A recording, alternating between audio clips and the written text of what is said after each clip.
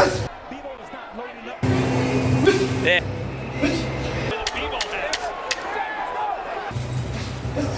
There you go. Look at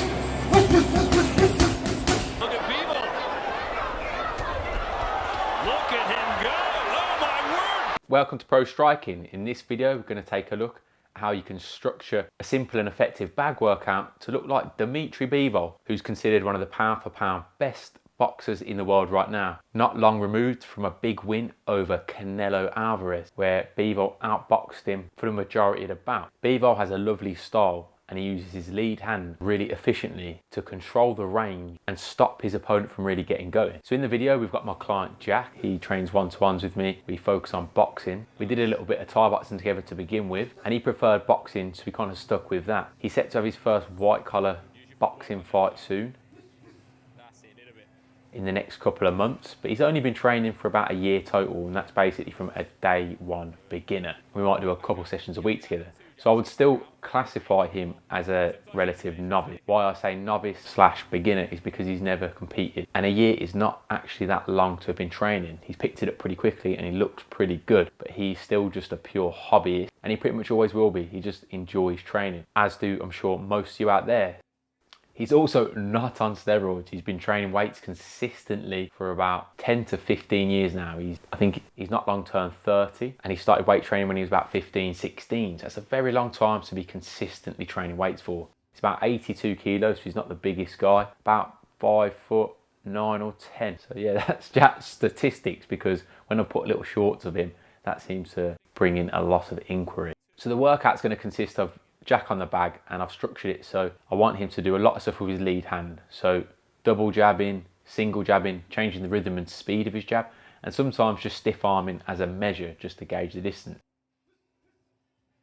I also want him to use the swing of the bag to help guide him, imagining that it's an opponent. So after a big 1-2 or a big combination, that's most likely when an opponent's going to come back at you, and that might be a good time to stick a couple of jabs out there. They don't have to be big jabs, just little steady jabs to control the bag, because you want the bag still. If you see those guys in the gym and the bag is swinging left, right, here, there and everywhere,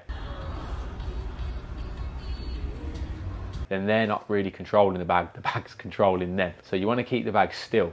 There will be some movement in it, but then it's about bringing it back to being steady. That's how you kind of control your opponent, using those straight shots or hooks to bring the bag under control, using the swing of the bag to help you. So if you do a big left hook and the bag swings to the right, as it comes back for another left hook, and that should stop it dead.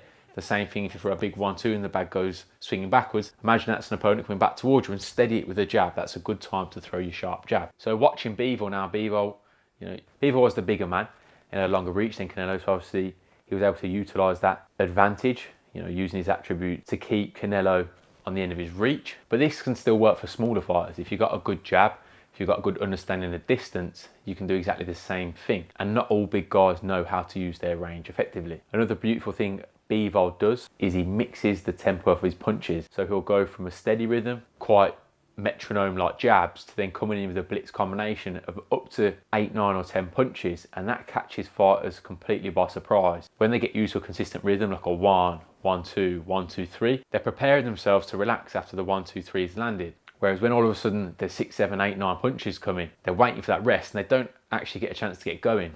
It's a really good way of disrupting a fighter's rhythm and catching them by surprise, not letting them settle. And Bivol is a master of not letting an opponent settle.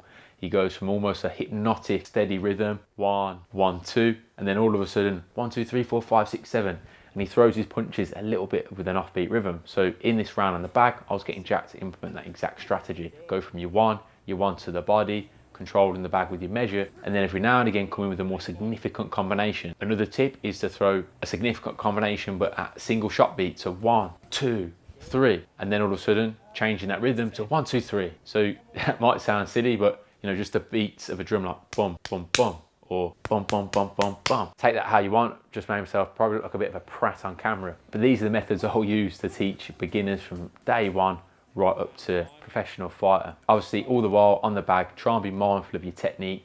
For example, keeping your hands up, bringing them back to your chin after you've punched, not throwing 2 punches at the same time. So throwing a hook and then having the other hand absent from your chin, you know, so having that transference. You know, I'm trying to get Jack to do this. He's getting much better. He's picked this up fairly quickly. It's the most common thing, especially when a person is fatigued.